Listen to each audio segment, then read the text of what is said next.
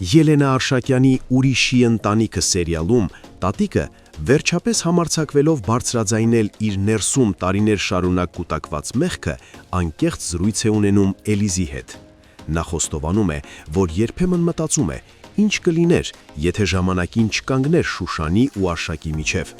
Եթե թույլ տար Շուշանը երջանիկ լիներ, ընտանիք կազմեր, մնար իր երեխաների կողքին։ Այդ խոսքերից հետո տատիկի հոգեվիճակը կտրուկ ծանրանում է։ Նա իրեն է մեղադրում տարիների ցավի, բաժանման ու դժբախտությունների համար։ Բայց Էլիզը ամբողջ հոգով ու ջերմությամբ փորձում է ամրապնդել նրան։ Նա ասում է, որ տատիկը հենց այն հենարանն է, որի վրա ամեն պահի կարող է հենվել, որ եթե ինքը երբևէ խճճվի, սայթակի կամ ուժասպառ լինի, հենց տատիկի ձեռքն է իրեն ոտքի կանգնեցնելու։ Մի քանի օր անց Ալինային հիվանդանոցից դուրս են գրում։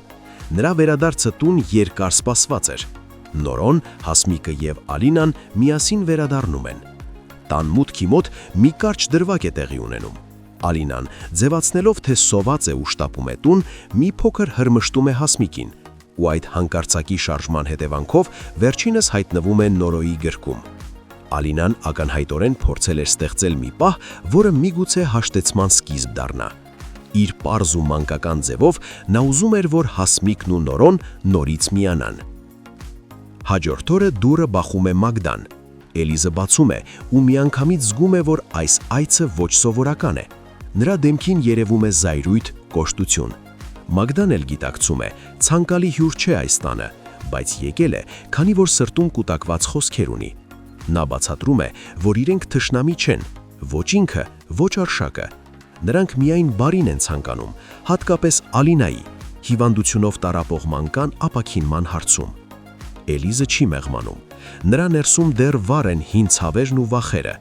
Նա նույն կոշտությամբ արձագանքում է, ու Մագդան լուռ հեռանում է, մի վերջին հայացքով նայելով այս դրանը, որը կարծես երբեք չի բացվելու իր առաջ։ Տանից դուրս գալով Մագդան փողոցում հանդիպում է մի անծանոթ աղջկա։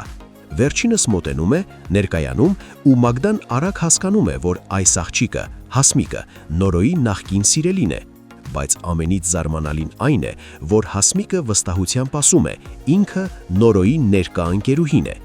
Մագդան քարանում է։ Մի քանի օր առաջ միայն Նորոն կրկին խոստովանել էր սեր, իսկ հիմա պարզվում է, նա ընկերուհի ունի։ Հասմիկի խոսքը հստակ էր, համոզիչ, ու Մագդայի ներսում միանգամից խառնաշփոթ է առաջանում։ Նա փորձում է զսպել հույզերը, բայց արցունքները դավաճանում են։ Խոնավ աչքերով, ծանր սրտով ու լուռ նա հեռանում է, մենակության մեջ փորձելով հասկանալ, թե իրականում ինչ է տեղի ունեցել։ Հարգելի հետևորդներ, արդյոք Մագդան կզանգի Նորոյին և կհարցնի Հասմիկի մասին։ Գրեք մեկնաբանություն։